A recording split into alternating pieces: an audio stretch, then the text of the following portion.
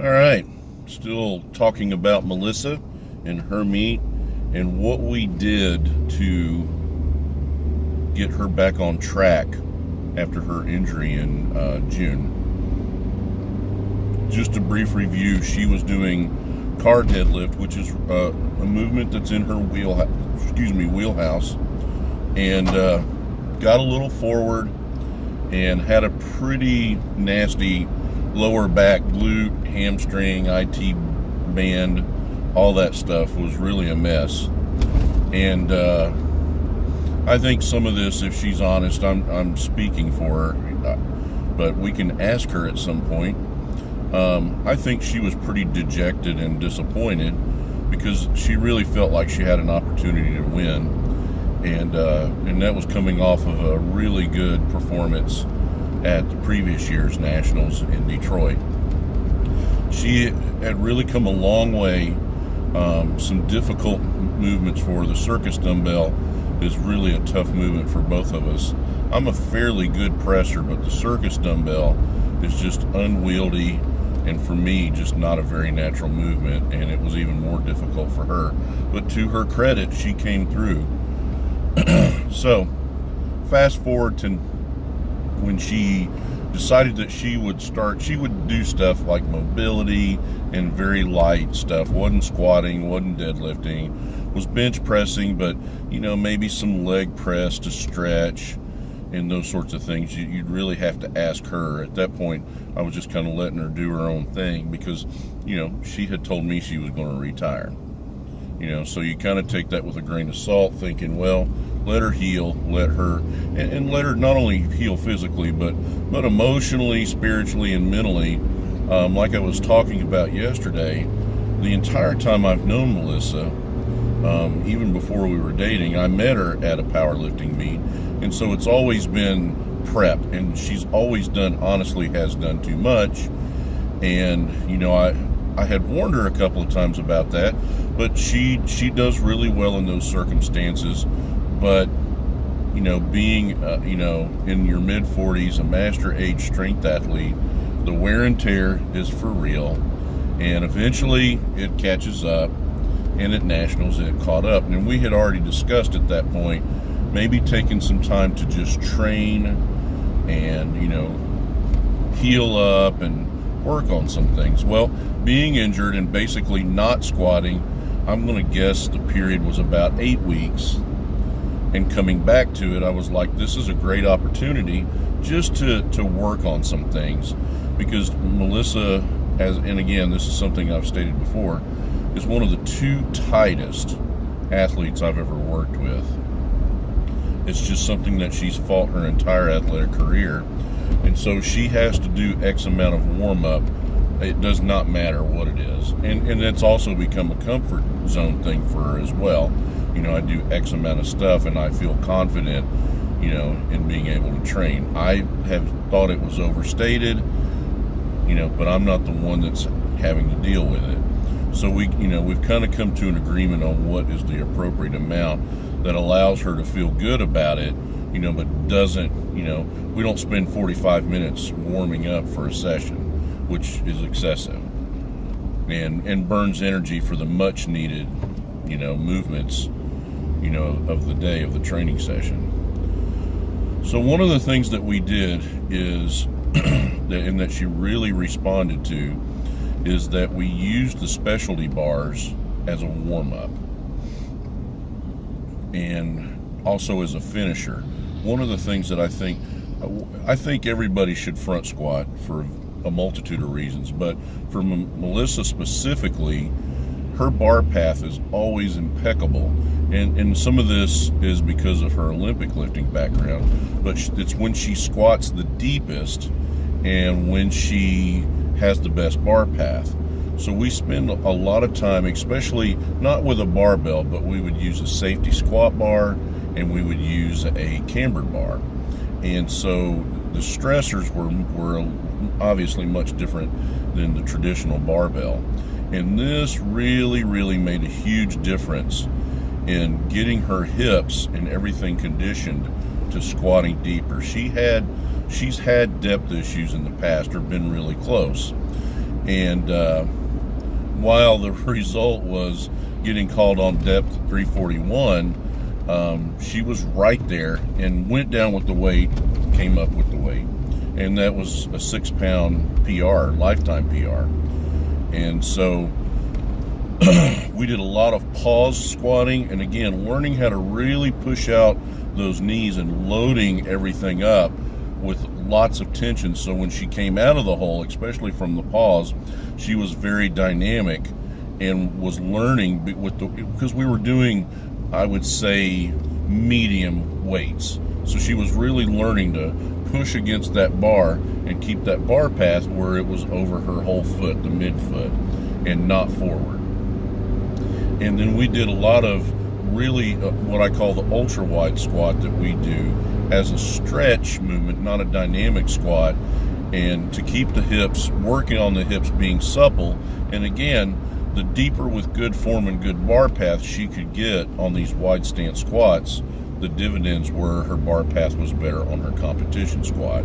We moved the bar back up to, I wouldn't say, it's a moderate high bar position, and that tends not only to suit her bar path better for squats, it's also better on her shoulder girdle. And you know, shoulders are something that she has an issue with and inhibits, you know, bench press is kind of her albatross lift, you know, so it gave her better positioning and gave her some relief on her shoulders. So that paid off because she was squatting deeper. She was also walking out, which she had never walked out squats as far as competition goes. So to her credit, overcoming, you know, using the monolift exclusively her entire career and going to walking it out, you know, that was a big adjustment. But we found a good method with her walkout, and it put her in a great starting position.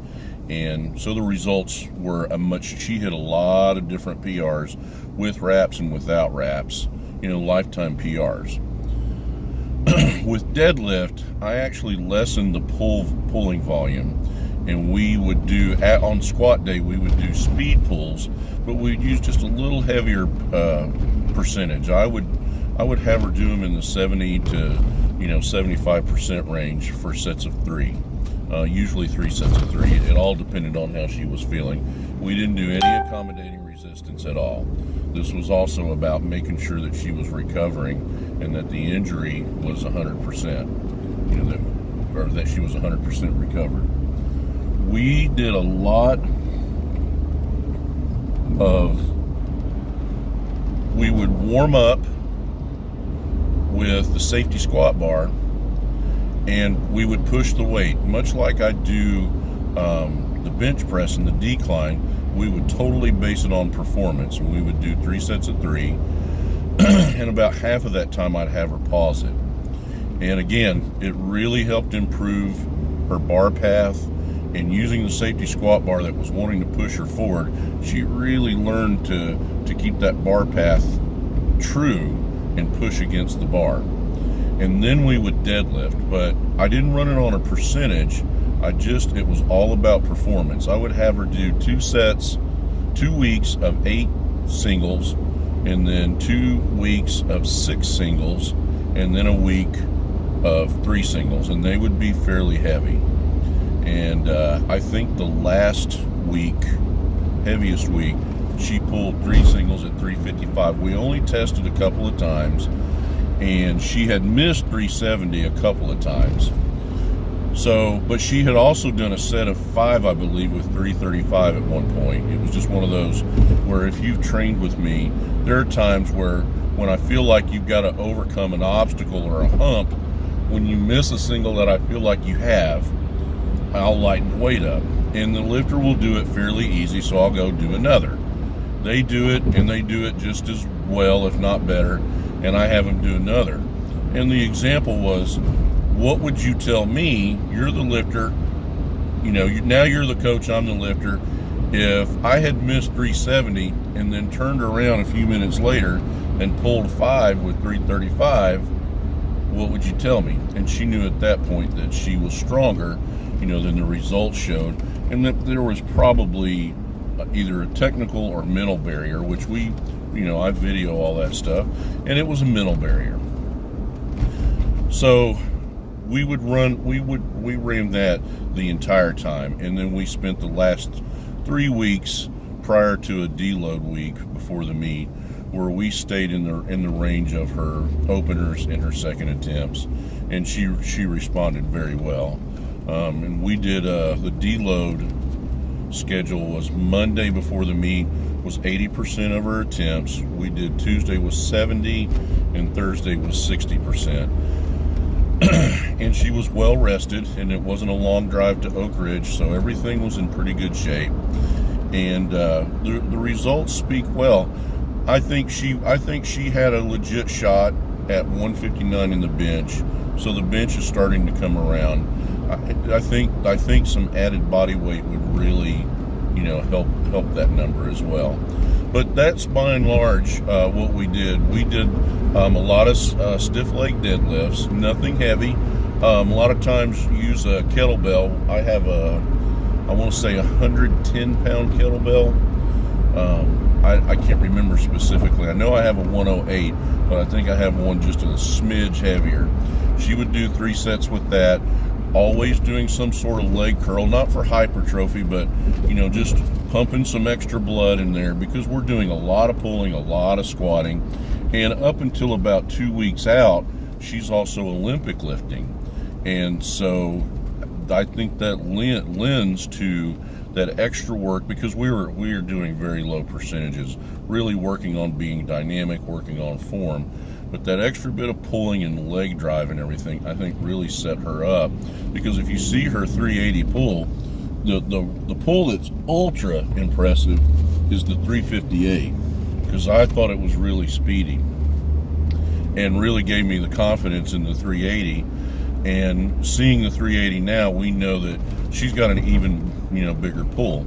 And so we're going to continue doing those things. We're probably going to rotate stiff leg and RDLs in the deadlift day, and we will start doing some accommodating resistance with her speed work on squat day.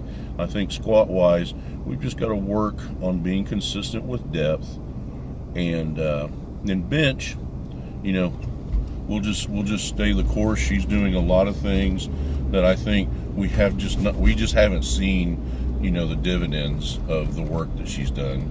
And again, that's a lift that responds very slowly for her. So we're getting there, but that's a quick overview of what she was doing. And hopefully what I could do is to get her to do this with me, where we could discuss how she felt about what she was doing. She has her notebooks and stuff. I program it, but I have about 40 people's programming in my head, so it's a little daunting to recall while I'm driving down the road. So anyway, hope you enjoyed that, and shout out to her. A lot of people have been very supportive, and to her credit, she after a disappointing third squat, she could have been really disappointed with the third bench, but she just held her own and dug in and showed some grit and got that lifetime PR deadlift, and just under 20 pounds to her lifetime goal. Her all-time goal has been 400 pounds, and we're quickly approaching that number. So there you go. All right, enjoy. Thank you.